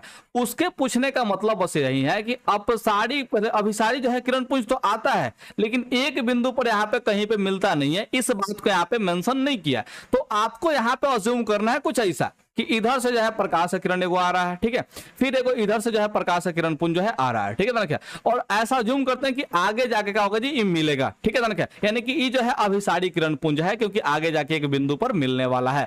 अब देखिए यहां से जब यहाँ पे पड़ा होगा जी प्रकाश का परिवर्तन तो ये जो है इधर जाएगा, ठीक है। और जब इस किरण की आपतित किरण का जो है प्रकाश का परिवर्तन होगा तो क्या होगा जी? इधर जाएगा, ठीक है। अब आप यहां से देख रहे हैं कि हाई दोनों किरण पुंज परिवर्तन के बाद क्या होगा जी? एक बिंदु पर यहाँ पे मिल रहा है, ठीक है। और एक बिंदु पर जब मिल रहा है ना जी तो इसको हम लोग बोलेंगे अभिसारी किरण पुंज हम लोग बोलेंगे, ठीक है। तो इस सवाल का यहाँ पे सही आंसर जो है बिहार बोर्ड जो मानता है वो अभिसारी किरण पुंज मानता है, ध्यान रखें, ठीक है। तो अपसारी आप लोग गलती से भी मत टिक आउट कीजिएगा। अभिसारी अगर किरण पुंज आ रहा है तो इसका आंसर जो है अभिसारी में ही होगा क्योंकि जब परिवर्तित जब होगा ना जी तो भी अभिसारी किरण पुंज ही बनेगा क्योंकि एक बिंदु पर क्या होगा जी? वापस से इकट्ठा हो जाएगा। इस बात को आप लोग ध्यान रखिएगा। तो 24 नंबर का यहाँ पे ऑप्शन जो है बी है और ये बहुत ही प्यारा सा झकास सा गोलू मोलू सा एकदम झक्कास सर के जैसा जो है सवाल है, ठीक है। तो इस सवाल को आप लोग जरूर याद रखने का प्रयास कीजिएगा। 25 नंबर सवाल पे वापस से आते हैं। देखिए यहाँ पे किसी समतल दर्पण का आवर्धन होता है। अब आपको हमने समतल दर्पण में बताया कैसे जी कि जो प्रतिबिंब बनता है वो सीधा बनता है। कैसा बनता है जी? सीधा बनता है। वस्तु के बराबर प्रतिबिंब बनता है, ध्यान रखिए, ठीक है। आभासी प्रतिबिंब बनता है। कैसा बनता है जी? आभासी प्रतिबिंब बनता है, ध्यान रखिए। अगर सीधा है तो ध्यान रखिए आवर्धन का होगा जी ऋणात्मक नहीं हो सकता है क्योंकि सीधा होने पर जो है आवर्धन प्लस में होता है, ठीक है। अगर वस्तु के बराबर है ध्यान रखिए तो आवर्धन का मान क्या होगा जी? 1 के बराबर होगा क्योंकि आपको हमने समझाया था, क्या समझाया था जी? अगर जो है आवर्धन का मान 1 से छोटा है तो प्रतिबिंब जो है छोटा बनेगा। प्रतिबिंब कैसा बनेगा जी? छोटा बनेगा। अगर आवर्धन का मान जो है 1 के बराबर है तो प्रतिबिंब जो है बराबर बनेगा। प्रतिबिंब कैसा बनेगा जी? बराबर बनेगा, ध्यान रखिए, वस्तु के बराबर बनेगा। अगर आवर्धन का मान 1 से बड़ा है तो प्रतिबिंब का होगा जी? बड़ा बनेगा। प्रतिबिंब कैसा बनेगा जी? वस्तु से बड़ा बनेगा। ये 3 गो चीज को आप लोग ध्यान रखिए। एक पर आपको याद रखना है, अगर 1 के बराबर हुआ तो प्रतिबिंब जो है वस्तु के बराबर होगा यानी कि बिंब के बराबर होगा। 1 से छोटा अगर आवर्धन का मान हुआ तो यानी कि वस्तु से जो है छोटा प्रतिबिंब बना है। अगर 1 से बड़ा यहाँ पे मान हुआ आवर्धन का तो वस्तु से जो है बड़ा प्रतिबिंब बना है। ये 3 गो बात को याद रखिए। तो देखिए समतल दर्पण जो प्रतिबिंब बनाता है वो बराबर प्रतिबिंब बनाता है, यानी कि इसका आवर्धन तो 1 होगा, है शून्य तो नहीं होगा। ठीक है, सीधा बनाता है, यानी क्या जी इसका आवर्धन जो है प्लस में आएगा, माइनस में नहीं आएगा, आपको शुरुआत में ही बताए थे। तो ऑप्शन जो है आपका यहाँ पे ए बिल्कुल सही आंसर है। तो सारे कंसेप्ट को आपको याद रखना पड़ेगा, कारण के साथ अगर आप लोग सीखिएगा ना जी तो सवाल बनाना आसान होगा। डायरेक्ट विद्यार्थी जब रटने लगता है ना जी तो वहीं पे दिक्कत होता है, क्योंकि वो कुछ दिनों के बाद भूल जाता है। ठीक है, और परीक्षा आते तक तो क्या होता है उसको कुछ भी याद नहीं रहता है। इसलिए हम कहते हैं कि आप लोग मेरे वीडियोस को देख करके याद करें, वरना जो है सारा का सारा जो है मामला गड़बड़ हो जाएगा, आप जो है ज्यादा दिन तक ले याद नहीं रख पाएंगे। तो एक टीचर का जो है आपके साथ होना जरूरी है, और वो जो है साथ निभाते हैं हम आप लोगों के लिए ध्यान रखें। ठीक है, और ऐसे ही अगर जो है आपको गणित में भी सहयोग चाहिए और आप चाहते हैं कि गणित जो है एकदम शानदार तरीके से पढ़ें, तो मेरे जो है मैथ किंग बैच को जरूर ज्वाइन करने का प्रयास करें। नीचे जो है आपको डिस्क्रिप्शन में जो है लिंक मिल जाएगा, जहां पे मैथ को जो है पूरा का पूरा खंगाल दिए हैं। जैसे आप लोगों को बौधायन पढ़ में जो है कोई भी नहीं पढ़ाता है, लेकिन हमने पढ़ाया है। ठीक है, जाना क्या हमने पढ़ाया है, जाना क्या। ठीक है, आप जो है मैथ किंग बैच को ज्वाइन करें, बौधायन पढ़ में भी आपको मिलेगा ऐसे ऐसे कंसेप्ट जो कि बाकी टीचर लोग इग्नोर कर देते हैं। ठीक है, आप इवन जो है नाम तक नहीं सुनते हैं, वैसे वैसे प्रमेय को भी हम पढ़ाने वाले हैं, क्योंकि एनसीईआरटी में वो सारे के सारे प्रमेय दिए हुए हैं। और अभी तक वैसे प्रमेय अगर नहीं पूछे गए हैं तो इसका मतलब यही होता है कि आप लोगों से जो है वो प्रमेय हो सकता है कि आने वाले समय में पूछा जाए, और ये बाड़ी आपका भी हो सकता है। तो यार किसी चीज को इग्नोर ना करें, मैथ को सही ढंग से पढ़े, क्योंकि अगर आज नहीं पढ़ोगे सही से तो फिर आगे हो सकता है दिक्कत। ठीक है, क्योंकि सरकारी नौकरी जो है केवल 10वां क्लास में मार्क्स लाने से नहीं निकलती, आपको जो है सरकारी नौकरी की तैयारी अलग से करनी पड़ती है। अगर यह चैप्टर आता है सरकारी नौकरी में तो आपको जो है इस चैप्टर में पूरा का पूरा महारत हासिल होना चाहिए, ताकि वहां पर भी चीजों को समझ पाए। ठीक है, नहीं तो देखते हैं कि 10वां क्लास में खूब विद्यार्थी तेज रहता है, जैसे ही कंपटीशन का तैयारी करने लगता है वैसे ही जो एकदम पूरा का पूरा भोदर हो जाता है। तो वैसा आपको नहीं बनना है, तो मैथ किंग बैच को जरूर आप लोग ज्वाइन कर लीजिए। ठीक है, किसी के बहकावे में मत आइए। देखने का प्रयास करते हैं, निम्नलिखित में से किस दर्पण द्वारा जो है वस्तु का आभासी प्रतिबिंब, आभासी यानी कि जो है काल्पनिक प्रतिबिंब यहाँ पे मिल सकता है। ठीक है, आपको पता है कि समतल दर्पण हमेशा काल्पनिक प्रतिबिंब ही बनाता है, उत्तल दर्पण भी हमेशा काल्पनिक प्रतिबिंब ही बनाता है।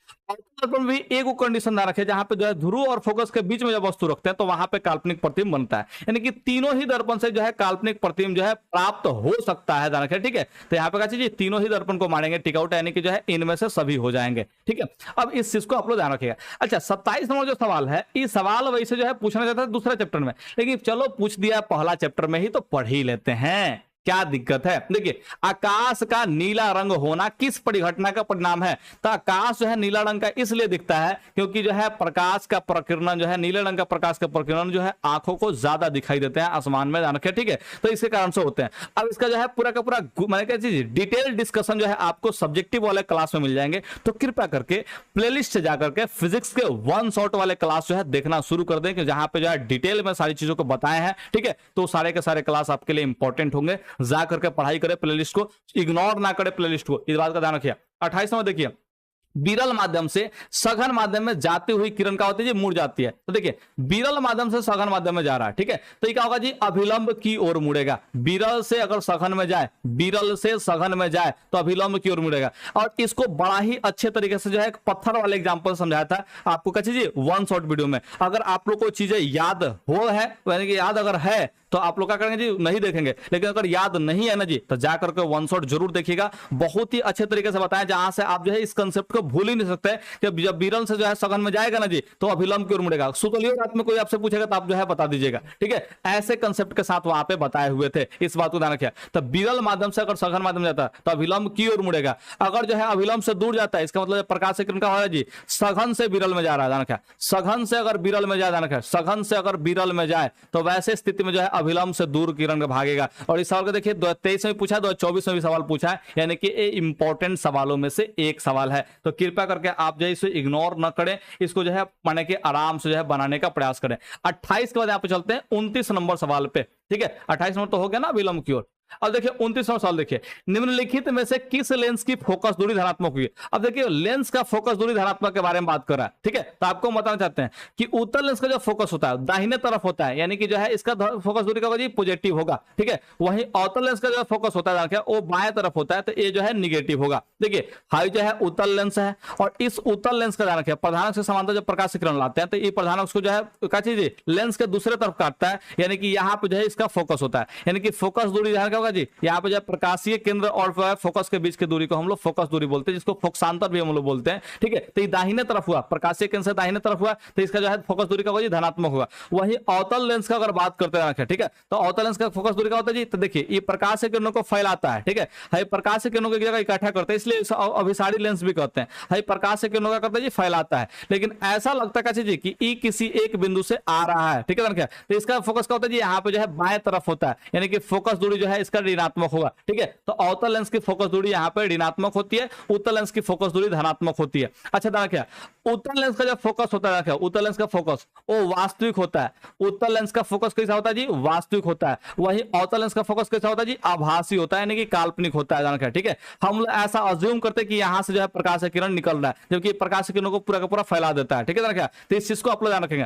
देखिए, उत्तल लेंस को हम लोग अभिसारी लेंस कहते हैं, अवतल लेंस को हम लोग अपसारी लेंस कहते हैं। तो इन तीनों जो है बातों को आप लोग याद रखिएगा, बहुत ही इंपॉर्टेंट चीज है। तीसरा नंबर देखते हैं, चिन्हों के निर्देशांक परिपाटी में धनात्मक फोकस दूरी होती है। ठीक है, तो धनात्मक फोकस दूरी किसका होता है, चिन्ह का अगर निर्देशांक परिपाटी है, चिन्ह का अगर निर्देशांक परिपाटी है तो उसका धनात्मक फोकस दूरी माने कि होगा। ठीक है, तो धनात्मक फोकस दूरी किसका होता है जी, उत्तल लेंस की होती है। इस बात को आप लोग को हमने अभी समझाया था। उत्तल लेंस की फोकस दूरी क्या होगी जी, धनात्मक होगी। अवतल लेंस की फोकस दूरी यहाँ पे जो है ऋणात्मक होगी। इस बात को आप लोग ध्यान रखिएगा। ठीक है, अब यहाँ पे जो है आगे सवाल को पूछने का प्रयास करते हैं। 31 नंबर ध्यान रखिए, लेकिन 31 नंबर सवाल को जो है पढ़ने से पहले, ठीक है, आप लोग से यहाँ पे जो है कुछ कहने वाले हैं। क्या कहने वाले जी, देखिए, आपने वादा किया था कि सर, ठीक है, इस वीडियो को लास्ट तक देखेंगे।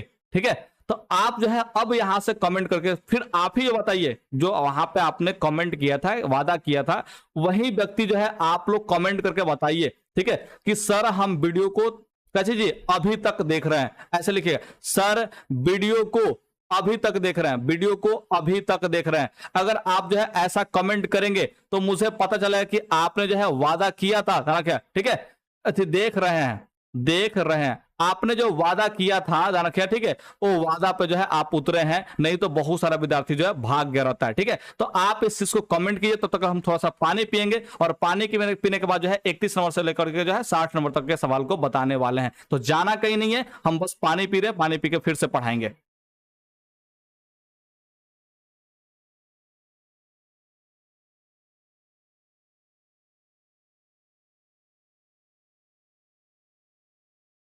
हाँ जी, ठीक है, तो यहां पे आप लोग जो है कमेंट कर लिए। अब कमेंट कर लेते 31 सवाल पे हम लोग आते हैं। निर्देशांक चिन्ह परिपाटी में सभी दूरियां मापी जाती है। तो निर्देशांक चिन्ह परिपाटी में ध्यान रखिए, सभी दूरियां कहां से मापेंगे जी, तो ध्रुव से मापेंगे। लेकिन दर्पण में अगर जो है लेंस में कह देता रखे तो प्रकाशीय केंद्र से मापेंगे। कहां से मापेंगे जी, प्रकाशीय केंद्र से हम लोग मापेंगे। इस चीज को आप लोग ध्यान रखिएगा। ठीक है, किससे मापेंगे जी, प्रकाशीय केंद्र से मापेंगे। आप लोग इस चीज को ध्यान रखिएगा। अब थोड़ा सा बात को समझने का प्रयास करते हैं। 31 के बाद हम लोग जो है 32 नंबर सवाल पे, सघन माध्यम के विरल माध्यम में गमन करने पर आपतन कोण और अपवर्तन कोण में क्या संबंध होता है। तो देखिए, सघन से विरल में जा रहा है, तो आपको पता है कि अगर सघन से विरल में जाएगा कोई प्रकाश का किरण, दानक है, ठीक है, कोई भी प्रकाश का किरण अगर जो है सघन से विरल में जाएगा, ठीक है, दानक है, तो ये अभिलंब से जो है दूर भागेगा। ठीक है, ये जाना जाता था इधर, लेकिन दानक है चीज यहां से अभिलंब से जो है दूर भागेगा, क्योंकि विरल में जा रहा है। ये बात को आपको समझाए थे। तो देखिए, अभिलंब और का चीज यहाँ पे आपतित किरण के बीच का जो कोण होता है वो आपतन कोण आपका होता है। ठीक है, और देखिए अभिलंब और अपवर्तित किरण के बीच का जो कोण होता है वो अपवर्तन कोण होता है। ठीक है, तो देखिए आपसे हम पूछना चाहते हैं कि बताइए, यहाँ पे आई जो कोण होगा और यहाँ पे जो कोण आर होगा, इसमें बड़ा कोण कौन होगा। अगर जहाँ पे जो है अपवर्तित किरण जो है दूर भाग रहा है, अभिलंब से अगर दूर भाग रहा है, तो यहाँ पे जो है बड़ा कोण कौन होगा। तो आप कहेंगे सर जी यहाँ पे क्या चीज, जो आर कोण होगा, यानी कि अपवर्तन जो कोण है वो क्या चीज यहाँ पे आपतन कोण से बड़ा है। ठीक है, बस यही तो आपको आंसर में जो है टिक आउट करना है, काम खत्म है। ठीक है, तो आपको वो वाला कंसेप्ट याद होना चाहिए कि अगर सघन से विरल में जाता है तो अभिलंब से दूर भागेगा, और जब विरल से सघन में जाता है तो अभिलंब की ओर मुड़ेगा। इस चीज को जो है काशी जी आपको याद रखना पड़ेगा। अब देखिए 33 नंबर जो सवाल है ना, ये बिहार बोर्ड का फेवरेट सवाल है। ठीक है, जो कि 2012 में पूछा, 2017 पूछा, और भी बहुत बार जो है पूछा, जो मेंशन नहीं किया था। ठीक है, इस सवाल को भी आप लोग याद रखिएगा। इनमें से कौन सा जो पदार्थ है वो लेंस बनाने में प्रयुक्त नहीं होता है। तो देखिए लेंस जो होता है पारदर्शी होता है, लेंस लेंस का होता है जी पारदर्शी होता है। तो हम लोग जाहिर सी बात है कि लेंस में ऐसे पदार्थ का यूज करेंगे जो कि पारदर्शी होगा। तो यहां पे देखने का प्रयास करें, आपको जो है जल पारदर्शी होता है, यानी कि इसका उपयोग कर सकते हैं।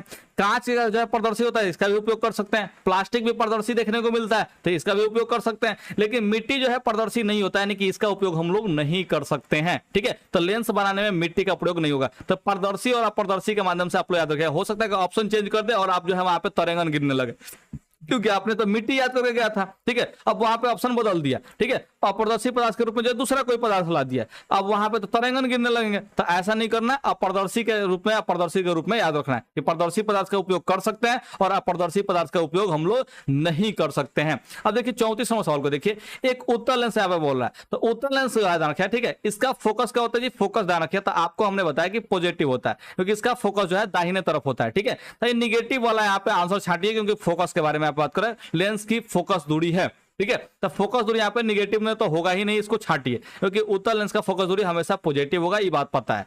अब देखिए यहाँ पे क्षमता दिया है एक डायऑप्टर, और एक डायऑप्टर जो क्षमता होता है, आपको पता है कि फोकस दूरी किसका होता है जी, एक डायऑप्टर जो है क्षमता में फोकस दूरी होता है 1 मीटर का।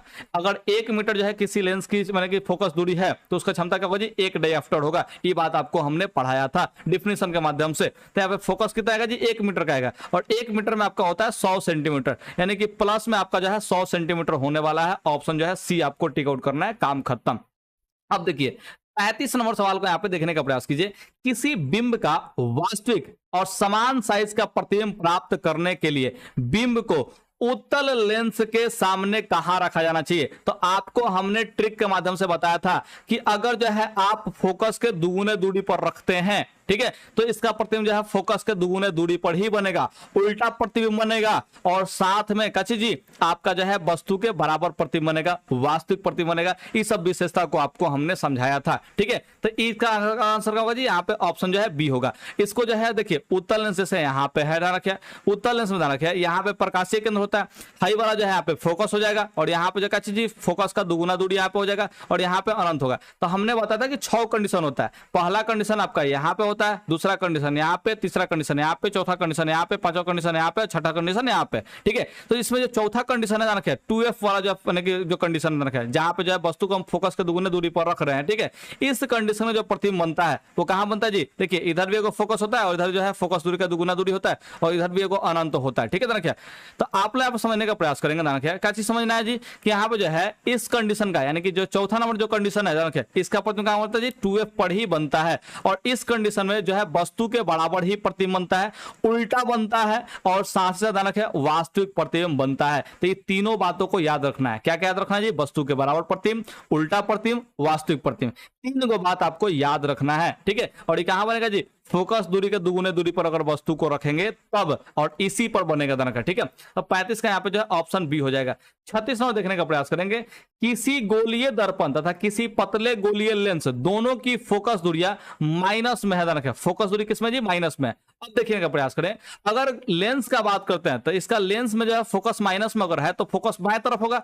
अब बाएं तरफ फोकस किसका होता है, ये अवतल लेंस का होता है, आपको पता है। ठीक है, अब देखिए यहाँ पे जो है गोलीय दर्पण का भी बात कर रहा है, तो दर्पण का जो है फोकस अगर माइनस में है, ध्यान रखिए, तो इसका मतलब उसका फोकस भी बाएं तरफ होगा, और बाएं तरफ फोकस किसका होता है जी, अवतल दर्पण का ही होता है। किसका होता है जी, अवतल दर्पण का ही होता है। ठीक है, यानी कि अगर -15 सेंटीमीटर अगर फोकस दूरी है तो दोनों का दोनों का होगा जी, यहाँ पे अवतल होगा। आपको हम चित्र से ही बनाते हैं रखे। ठीक है, यहाँ पे जो है अवतल दर्पण बनाया है, कौन सा दर्पण बनाया जी, अवतल दर्पण, और इसका फोकस जो है आपको पता होगा इधर होता है, लेफ्ट साइड में होता है। वहीं देखिए यहाँ पे अवतल लेंस अगर बनाते हैं, कच्ची बनाते हैं जी, अवतल लेंस बनाते हैं, तो आपको पता है कि फोकस इसका कहाँ होता है जी, यहाँ पे इधर होता है। ठीक है, क्योंकि जो है प्रकाश से किरणों को जो है ऐसे फैला देता है और लगता है कि यहाँ से आ रहा है। ठीक है, तो क्या होगा जी, फोकस इसका जो है बाएं तरफ होता है, तो दोनों का यहाँ पे फोकस जो है बाएं तरफ होगा, इसीलिए जो है दोनों का दोनों यहाँ पे क्या होगा जी, अवतल होगा। और इस सब कंसेप्ट को हमने बहुत अच्छे से वन शॉट वाले वीडियो में समझाया है।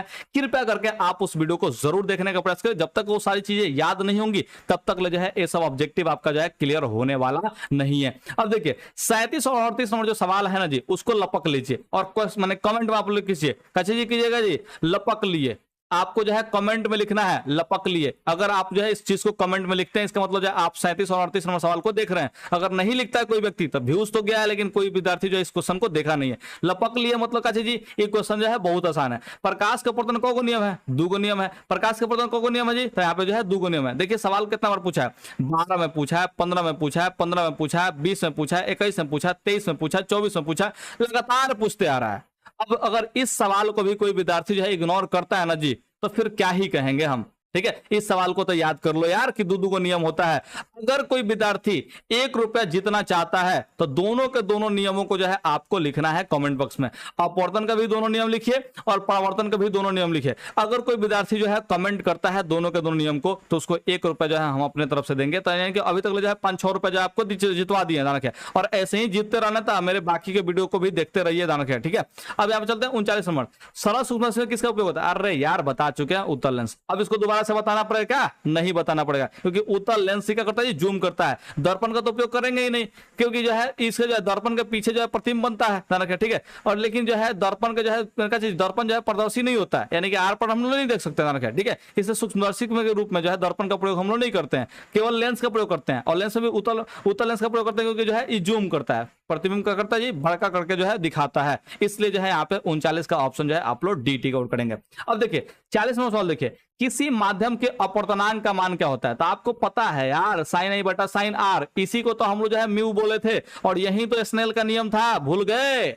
स्नेल का नियम तो इसी को ना कहते हैं जी, स्नेल का नियम इसी को तो कहते हैं, और यही तो म्यू होता है, और यही तो अपवर्तनांक का डिफिनेशन था। आपको हमने समझाया था ना, यही अपवर्तनांक का जो है मेन डिफिनेशन है। आज के डेट में जो ट्रेंडिंग में चल रहा है ना डिफिनेशन, वो यही वाला डिफिनेशन है कि आपतन कोण की जगह और अपवर्तन कोण की जगह का अनुपात जो है एक नियतांक होता है, जिसे हम लोग अपवर्तनांक भी कहते हैं। बात समझा जी? और उस नियतांक को हम लोग म्यू या फिर न्यू से सूचित करते हैं। इस चीज को आपको हमने पढ़ाया था वन शॉट में। देखिएगा, देखिए 15 में पूछा है, 19 में पूछा है, 21 में पूछा, 23 में पूछा, यानी कि सवाल जो है बिहार बोर्ड का फेवरेट है। याद कर लो बब्बा। देखो यहाँ पे देखो 41 नंबर, एक उत्तल लेंस होता है। तो उत्तल लेंस ध्यान रखेगा होता है जी, उत्तल लेंस कुछ ऐसा होता है। अब उत्तल लेंस ध्यान रखिएगा, किनारों की अपेक्षा बीच में मोटा होता है। ठीक है, तो किनारों की अपेक्षा बीच में मोटा, यानी कि जो है ऑप्शन सी लगाना पड़ेगा। किनारों की अपेक्षा क्या चाहिए? बीच में मोटा होता है। ठीक है, तो ऑप्शन सी यहाँ पे लगेगा। बीच में क्या होगा जी? यहाँ पे मोटा होगा, किनारा पर जो है पतला होता है। ठीक है, तो इस चीज को आप लोग ध्यान रखिए, ऑप्शन सी यहाँ पे होगा। अब देखिए 42 में जो सवाल है ना जी, ये भी बिहार बोर्ड का एकदम यानी क्या जी फेवरेट रसूल्ला वाला सवाल है, ध्यान रखिए। ठीक है, बिहार बोर्ड की इसको जो है गर्लफ्रेंड आप लोग मान सकते हैं। 42 में सवाल क्या कर सकते हैं जी, बिहार बोर्ड की गर्लफ्रेंड मान लीजिए। क्योंकि देखिए सवाल को जो है 13 में पूछा है, 20 में पूछा है, 21 में पूछा है, 21 में पूछा है, 23 में पूछा है। देखिए 21 में जो है फर्स्ट पाली सेकंड पाली दोनों में पूछ दिया था ना क्या, वो भी मेन एग्जाम में, एनुअल एग्जाम में पूछा है। ठीक है, तो इस बात को आप लोग ध्यान रखिएगा कि जो है सवाल जो है बहुत ही इंपॉर्टेंट सवालों में से एक सवाल है। यहाँ पे देखिए लेंस का पूछ रहा है आवर्धन। ठीक है, तो लेंस का आवर्धन ध्यान रखिए भी बटा यू होता है। लेंस का आवर्धन क्या होता है जी? भी बटा यू होता है प्लस में। अगर वही ध्यान रखिए दर्पण में आवर्धन पूछ देता, ध्यान रखिए दर्पण में, अगर दर्पण में आवर्धन का मान पूछता तो इसको जो है हम लोग बताते क्या चीज, माइनस में भी बटा यू हम लोग बताते।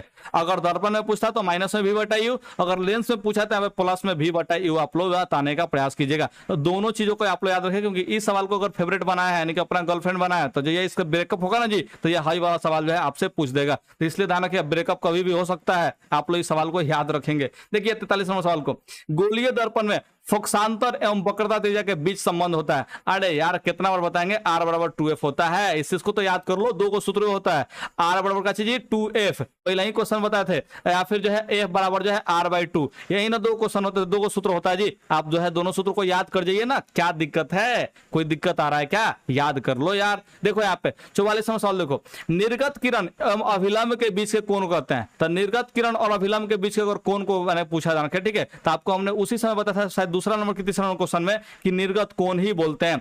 आपतन कोण किसको बोलते हैं जी? तो आपतित किरण और अभिलंब के बीच के कोण को हम लोग आपतन कोण बोलते हैं। परावर्तन कोण किसको बोलते हैं जी? तो आपतन कोण, बोले आपतन कोण, परावर्तित किरण और अभिलंब के बीच के कोण को हम लोग परावर्तन कोण कहते हैं। वही अगर अपवर्तन कोण का मान परिभाषा पूछे तो क्या कहेंगे जी? अपवर्तित किरण और अभिलंब के बीच के बने कोण को हम लोग अपवर्तन कोण कहते हैं। ठीक है, और ये चारों चीज का डिफिनेशन हमने वन शॉट वीडियो में बहुत अच्छे से याद करवाया था, मुझे उम्मीद है कि आपको याद होगा। तो निर्गत कोण किसको कहते हैं जी? तो निर्गत किरण और अभिलंब के बीच के बने कोण को हम लोग निर्गत कोण कहेंगे। 44 का जो है आप लोग ऑप्शन जो है सी टिक आउट कर लेंगे। बहुत ही प्यारा सा, शानदार सा, एकदम जानदार सा क्वेश्चन है। तो चलते हैं यहाँ पे जो है बिना कुछ किए 45 नंबर सवाल पे हम लोग चलने का प्रयास करेंगे। और 45 नंबर जो सवाल है ना जी, वाकई में शानदार सवाल है। ठीक है, कहाँ शानदार दिख रहा है जी? 44 नंबर पे तो अभी है। 45वां सवाल दिखाए कहाँ पे है? यहाँ पे है। 45 नंबर सवाल कह रहा है कि 1 मीटर फोकस दूरी वाले उत्तल लेंस, अब उत्तल लेंस का फोकस जो है प्लस में होता है कि माइनस में होता है? तो आपको पता है उत्तल लेंस का जो फोकस होता है वो क्या होता है जी? पॉजिटिव होता है, क्योंकि इसका जो है फोकस जो है प्रकाशीय केंद्र के दाहिने तरफ होता है। ठीक है, तो इसका मतलब यह है कि फोकस दूरी इसका जो है प्लस में होगा और हाई जो है माइनस में है। ठीक है, अब देखिए फोकस दूरी अगर 1 मीटर है तो आपको पता है कि लेंस की क्षमता क्या होगी जी? 1 डायऑप्टर ही होगी, या फिर इसी को क्या बोलते हैं जी? 1 मीटर इनवर्स बोल देते हैं। इस चीज को आप लोग ध्यान रखिए। तो आप तो डायऑप्टर देगा यानी कि बड़का डी से शुरू करेगा, और नहीं तो जो है मीटर इनवर्स भी दे सकता है, मीटर के पावर -1। ठीक है, तो ये भी हो सकता है। दोनों का दोनों बात आप लोग याद रखिएगा। तो यहाँ पे जो ऑप्शन भी होगा, इसको निकालने का जो सूत्र होता है P = होता है 1/f। यहाँ पे f हमेशा मीटर में ही होता है। तो देखिए 1 में f का मान यहाँ पे 1 मीटर रखेंगे तो यहाँ पे जो है क्या होगा जी? 1 मीटर यहाँ पे हो जाएगा। 1 में 1 से भाग दें तो क्या होगा जी? यहाँ पे 1 हो जाएगा। अब मीटर का इनवर्स कीजिए या फिर जो है डायरेक्ट डायऑप्टर लगाइए, यही जो है आपका आंसर हो जाएगा। ऑप्शन जो है डी बिल्कुल सही आंसर होगा। 46 देखिए, किसी अवतल दर्पण द्वारा काल्पनिक, देखिए अवतल दर्पण है और काल्पनिक का बात कर दिया। पहला कंडीशन फोकस और ध्रुव के बीच रखेंगे। फोकस और किसके बीच रखेंगे जी? ध्रुव के बीच रखेंगे। सवाल मत पढ़ो ध्रुव यार, इंफिनिटिव का लिख रहे हैं। ठीक है, तो फोकस और ध्रुव के बीच में, दर्पण और फोकस के बीच का दिया रखा। तो आपको हमने ये भी बताया था कि ध्रुव जो है दर्पण के पर ही होता है, दर्पण पर ही ध्रुव होता है। तो आपको हमने बताया था ना जी कि ऑप्शन में जो है दोनों चीजें दे सकता है, ध्रुव और फोकस के बीच भी दे सकता है, या फिर जो है दर्पण और फोकस के बीच में भी आपको दे सकता है। तो पहला कंडीशन अपनाइए और जो है एकदम मौज हो जाइए कि ना जी। तो देखिए आपको हमने 46 नंबर भी सवाल बता दिया बहुत अच्छे से, और मुझे उम्मीद है कि आप अभी तक देख रहे हैं, क्योंकि आपने शुरू में वादा किया था। अब वादा कर ही लिए हैं तो वादा तो निभाना पड़ेगा। वादा जो किया है उसे तो निभाना पड़ेगा, और निभाना पड़ेगा तो बाबू छोड़ के बीच में थोड़ी ना जाना पड़ेगा, आपको लास्ट तक देखना पड़ेगा। तो 46 नंबर तक बता दिए और 14 क्वेश्चन बनाना है। ठीक है, और 14वां क्वेश्चन जो है अब आसान आसान यहाँ से है, तो आसान आसान क्वेश्चन को जो है 2 से 3 मिनट में हम लोग निपटाने का प्रयास करेंगे। ठीक है, तो आप लोग जो है जरा सा देखने का प्रयास करें, फटाफट हम लोग निपटाने का प्रयास करेंगे। देखिए 27 नंबर, किस दर्पण द्वारा प्रतिबिंब सीधा और छोटा बनता है? देखिए कौन सा दर्पण है जो हमेशा सीधा ही प्रतिबिंब बनाता है लेकिन छोटा बनाता है? अब आपको पता है कि जो उत्तल दर्पण होता है वो हमेशा जो है सीधा और छोटा प्रतिबिंब बनाता है। समतल दर्पण का होगा जी? ये हमेशा जो है सीधा प्रतिबिंब बनाएगा, लेकिन ये बराबर जो है वस्तु के बराबर प्रतिबिंब बनाता है, छोटा नहीं बनाता है।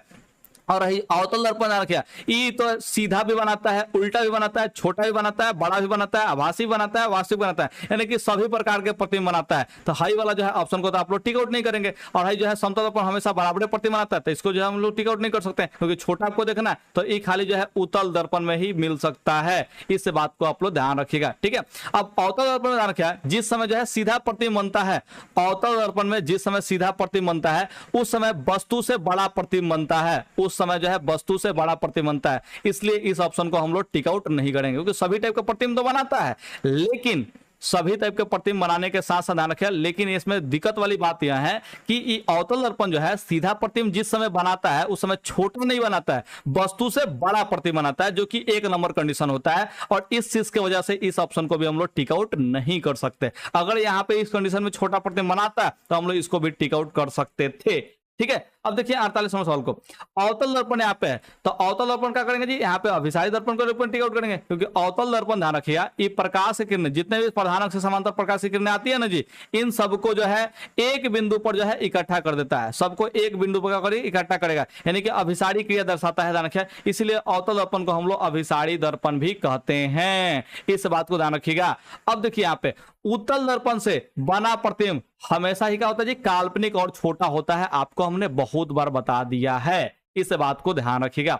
अब देखिए 50 नंबर सवाल को, निम्नलिखित में से किस दर्पण द्वारा किसी वस्तु का वास्तविक प्रतिबिंब प्राप्त किया सकता है? क्या तो समतल दर्पण हमेशा काल्पनिक प्रतिबिंब बनाता है, उत्तल दर्पण भी हमेशा काल्पनिक प्रतिबिंब बनाता है, अवतल दर्पण जो है सभी प्रकार के प्रतिबिंब बनाता है, यानी कि वास्तविक प्रतिबिंब जो है बनाएगा ही बनाएगा। तो ऑप्शन जो है हम लोग को बी टिक आउट करना है। ठीक है, दोनों कंडीशन को आप लोग को समझा चुके हैं कि समतल दर्पण हमेशा ही काल्पनिक प्रतिबिंब बनाता है, सीधा प्रतिबिंब बनाता है, वस्तु के बराबर प्रतिबिंब बनाता है। वहीं उत्तल दर्पण का होता है हमेशा ही काल्पनिक प्रतिबिंब बनाता है, सीधा प्रतिबिंब बनाता है और वस्तु से छोटा प्रतिबिंब बनाता है। ये दोनों का विशेषता हम बहुत बार बता चुके हैं, अब तो आप लोग याद कर लो, खून खौला लो। अब 10 को सवाल बच गया, इसको देख के जाना, बहुत ही जल्दी जल्दी बताने वाले हैं। निम्नलिखित में किसमें बड़ा, देखिए बड़ा और वास्तविक प्रतिबिंब प्राप्त करना है, वास्तविक, काल्पनिक नहीं। देखिए ना क्या, तो अवतल दर्पण जो है हमेशा ही काल्पनिक प्रतिबिंब बनाता है।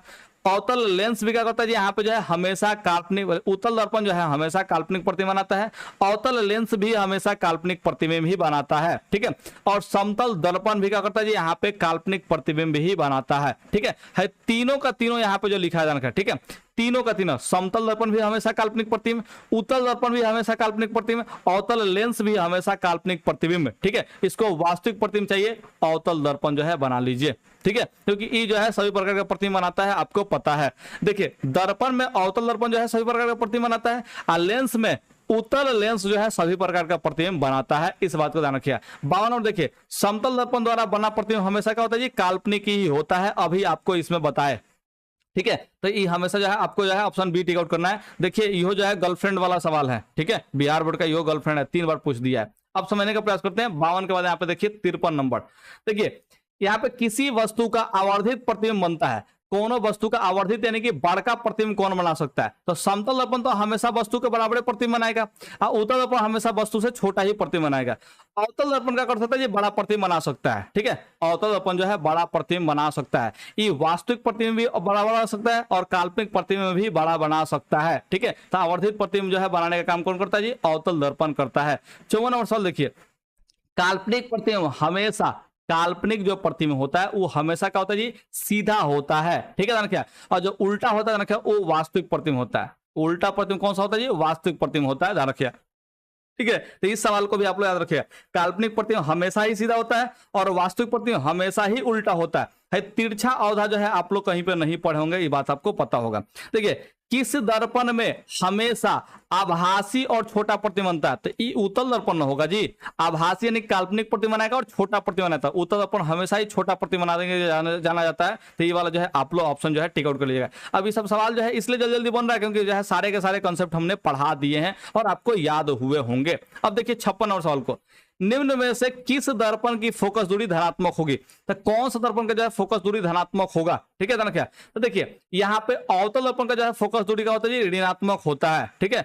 उत्तल लेंस का फोकस, उत्तल दर्पण का जो फोकस दूरी का होता है जी, यहाँ पे जो है उत्तल दर्पण का जो फोकस दूरी होता है दाहिने तरफ होता है, इसका मतलब जो है ये जो है धनात्मक होगा, ठीक है। तो आप लोग करेंगे जी 56 का जो है ऑप्शन हम लोग जो है बी टिक आउट कर लेंगे। तो 56 का यहाँ पे जो है बी बिल्कुल सही आंसर यहाँ पे हो जाएगा, उत्तल दर्पण। देखिए 57 नंबर सवाल को देखिए, गोलीय दर्पण के ध्रुव, ठीक है, गोलीय दर्पण के ध्रुव और फोकस के बीच की दूरी को क्या कहते हैं जी, तो ध्रुव और फोकस के बीच को हम लोग जो है दूरी को क्या कहते हैं जी, फोकस दूरी कहते हैं। लेकिन जब आप लोग ऑप्शन देखने जाएंगे तो इसमें जो है फोकस दूरी कहीं पे नहीं मिलेगा, ठीक है। तो फोकस दूरी का दूसरा का नाम जो होता है वो होता है फोकसांतर, इसलिए आप जो है ऑप्शन बी आप लोग टिक आउट कर लीजिएगा। फोकस दूरी अगर ऑप्शन में ना मिले तो आप लोग फोकसांतर जो है टिक आउट कीजिएगा, तो ऑप्शन यहाँ पे जो है बी बिल्कुल आपका सही आंसर यहाँ पे हो जाएगा। 58 सवाल को देखने का प्रयास कीजिए, वक्रता त्रिज्या आर और एफ में क्या संबंध है, तो आपको पता है कि एफ जो होता है वो आर का आधा होता है या फिर जो आर होता है वो जो है एफ का दुगुना होता है, ठीक है। आपको ये दो ही सूत्र हमने बताया था, ठीक है। तो इसमें जो है पहला सूत्र आपको जो है एफ बराबर आर बटा 2 है, जो स्लैश दिया ना जी बट्टा में ही है, ठीक है। तो एफ बराबर आर बटा 2 यहाँ पे जो है सबसे सही आंसर यहाँ पे हो जाएगा।